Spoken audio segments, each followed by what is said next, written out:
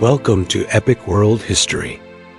In the year 324 AD, the Roman world faced its final civil war. Constantine the Great, champion of Christianity, clashed with Licinius, defender of Rome's pagan past. From Adrianople to Chrysopolis, the empire bled as armies fought for the soul of Rome. When the dust settled, Constantine stood victorious, uniting the empire under one ruler and one faith.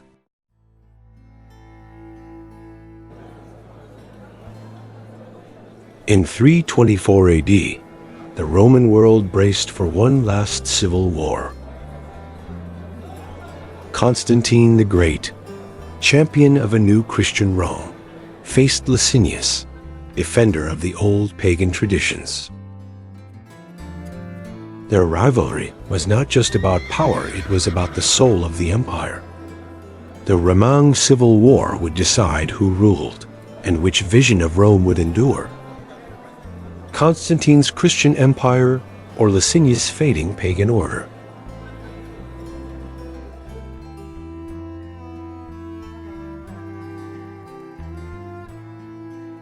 Constantine the Great had risen from uncertain beginnings.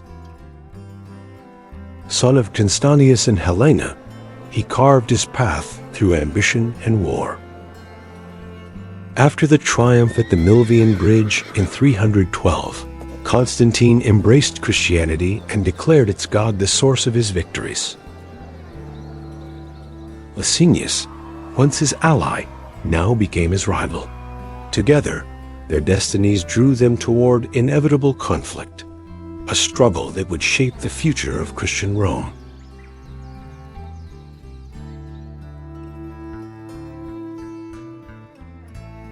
Licinius had once shared power with Constantine after defeating Maximinus Daia. He ruled the eastern provinces, from Thrace to Asia Minor, presenting himself as the guardian of Rome's pagan traditions.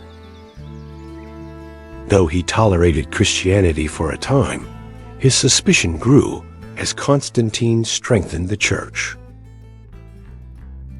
By 324, what had been an uneasy partnership dissolved into hostility, with the empire split between two men, two faiths, and two visions for Rome's destiny.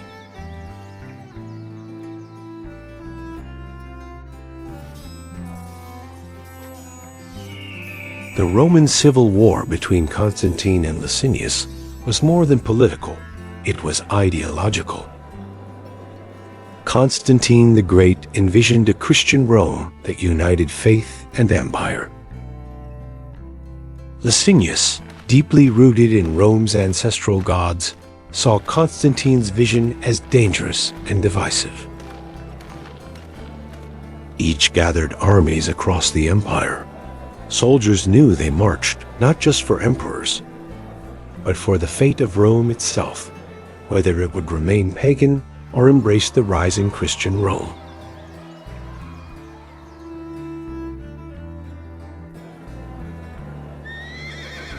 As tensions rose, Constantine prepared his legions. His armies had been hardened by victories on the frontiers and inspired by his vision of divine support. Soldiers carried the Chiro, the Christian symbol, into battle. In contrast, Licinius summoned the vast resources of the East, gathering forces from Asia Minor and the Balkans. The stage was set for the largest Roman civil war in a century, a conflict that would decide the empire's final unity.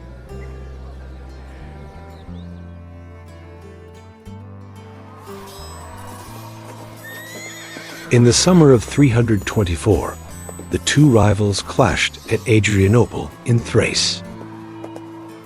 Constantine's disciplined legions struck with precision, while Licinius' forces resisted fiercely.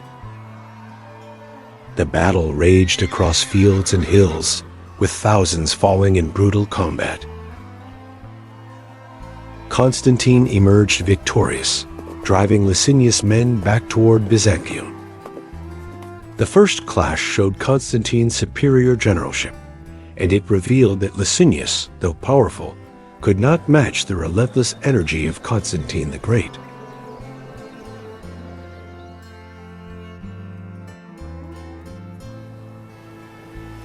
Licinius retreated to Byzantium, a city guarding the Bosporus Strait. With its strong walls, he hoped to withstand Constantine's assault.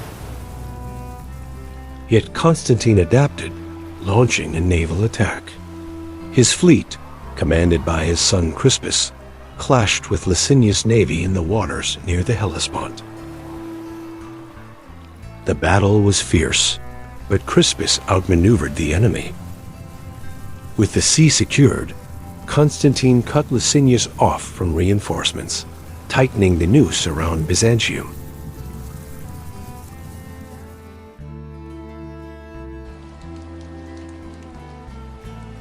Inside Byzantium, Licinius fortified his position. He relied on its mighty walls and hoped Constantine would exhaust himself in siege. Yet morale within the city faltered as Constantine's victories mounted. Supplies grew scarce and desertions increased. Licinius, desperate, gathered his remaining legions across the strait at Chalcedon. There, he would make his final stand. The empire braced for the decisive clash that would seal the fate of Christian Rome.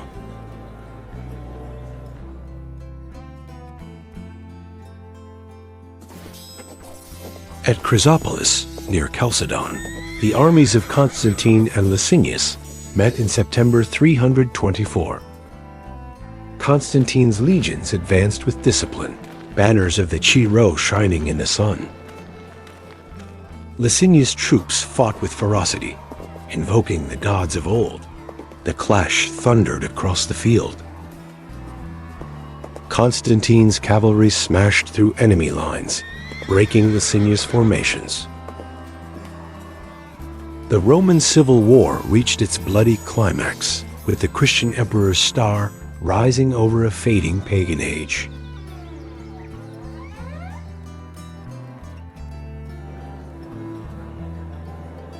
Constantine the Great commanded with brilliance, leading from the front.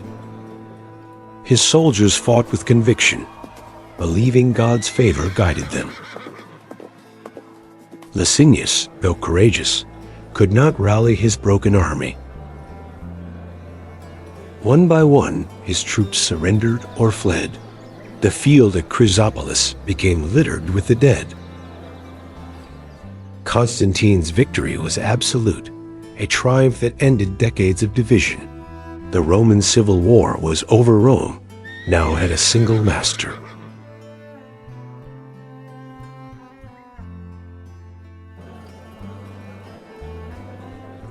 Licinius fled, retreating to Nicomedia. His power crumbled, his generals defecting, his soldiers abandoning him. Surrounded, Licinius surrendered to Constantine. Once co-emperors, the rivals now stood face to face, one defeated, the other supreme. Constantine spared his brother-in-law's life, promising mercy. Yet the Roman tradition of eliminating rivals loomed. For a moment, it seemed Licinius would live in exile, but fate and politics would not permit such leniency for long.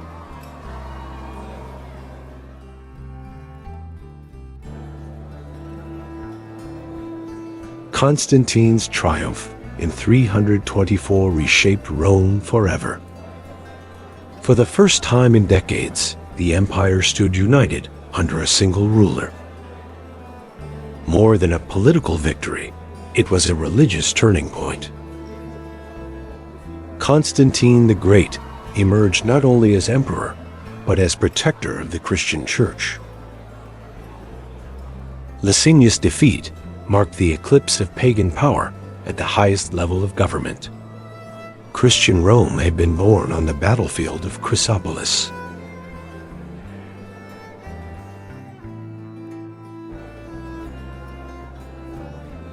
Licinius lived for a brief time after his defeat, confined in Thessalonica. But Constantine feared rebellion. By 325, Licinius was executed, ending the line of emperors who opposed Constantine's rule. His death ensured no rival claimant to the throne remained. With the civil war over, Constantine turned his energy to building a new order, one that fused imperial authority with Christian faith, laying the foundations of a Christian Rome.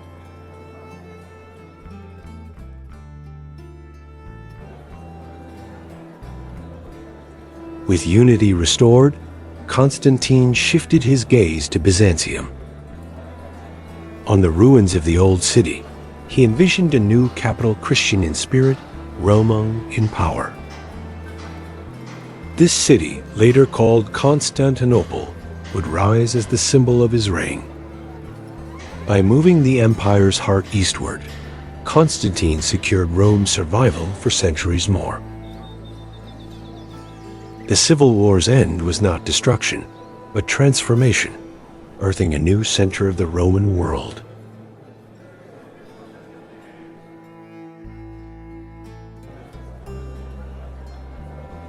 The victory over Licinius also strengthened Constantine's bond with the Christian Church. Bishops and clergy hailed him as God's chosen emperor.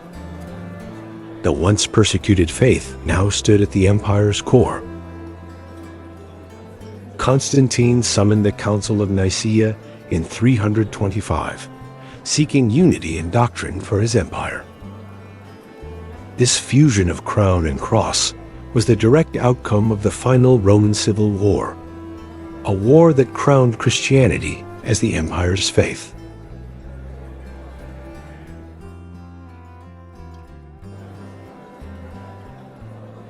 Yet the memory of Licinius lingered. To pagans, his fall symbolized the decline of their gods. To Christians, it confirmed divine favor for Constantine. Ancient Rome had long thrived on competition between emperors, but now the system of multiple rulers ended. Constantine the Great had reshaped the very structure of empire, concentrating power in his hands and using religion as a pillar of legitimacy in ways Rome had never seen before.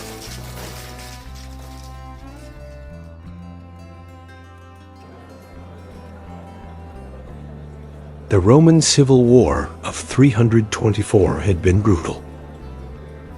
Tens of thousands perished at Adrianople and Chrysopolis.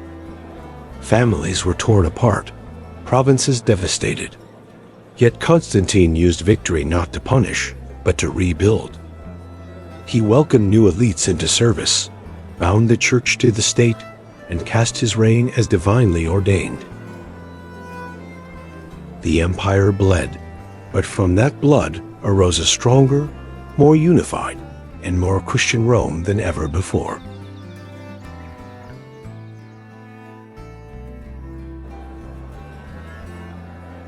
Licinius' legacy faded quickly. Pagan writers condemned him as cruel and incompetent, while Christian authors painted him as an enemy of God. His defeat symbolized not just the loss of a throne, but the eclipse of an era. Constantine's propaganda ensured Licinius would be remembered as the last obstacle to Christian Rome, the man who fought against destiny itself and lost. The victors wrote history, and Licinius became its villain.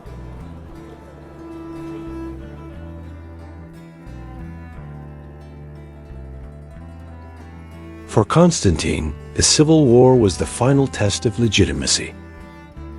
No rival remained, no Eastern emperor to challenge him. His reign ushered in peace within the empire, and his policies permanently altered Rome's identity.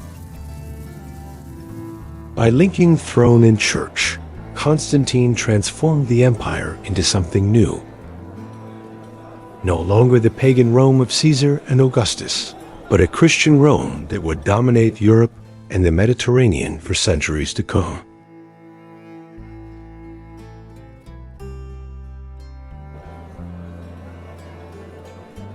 The battle between Constantine and Licinius echoed through history. Later emperors looked back on 324 as the moment Rome chose its path. Byzantium became Constantinople, the Christian capital of an eternal empire. The civil war's bloodshed was remembered less than its outcome: unity, stability, and faith. Constantine the Great had turned the empire from fractured and fragile into enduring and transformed, leaving behind a legacy far greater than victory alone.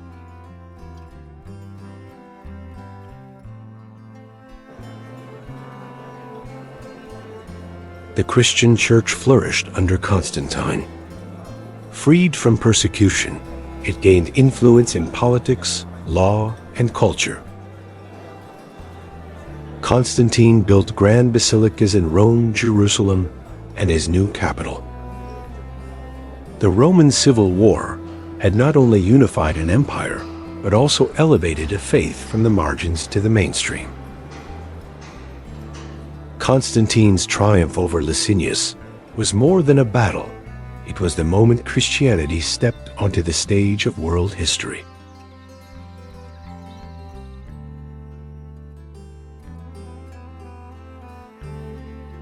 Yet Constantine remained a Roman emperor, pragmatic as well as pious. He balanced Christian loyalty with tolerance for old traditions. Though temples declined, they were not destroyed outright. He sought unity above all, knowing Rome's survival depended on it. Licinius' defeat allowed him to experiment, to build, and to reform. This delicate balance between past and future, pagan and Christian, was the true genius of Constantine the Great's rule.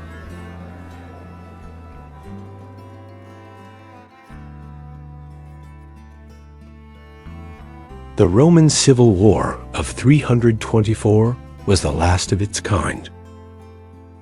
No longer would rival emperors divide the empire into east and west. Constantine's victory created a precedent: one emperor, one empire, one faith.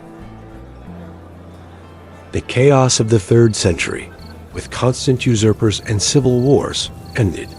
In its place rose stability. Rome, though transformed, was unified once more, and the final civil war became the foundation of its Christian destiny.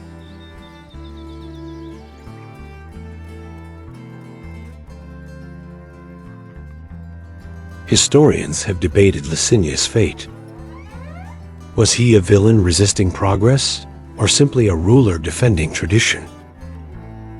For Constantine's supporters, he was an enemy of God. For others, he was a man crushed by the tide of history.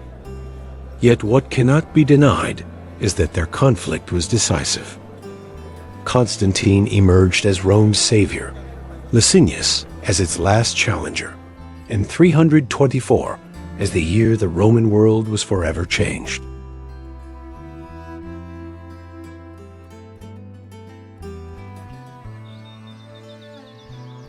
Thus ended the struggle between Constantine the Great and Licinius, the final Roman Civil War.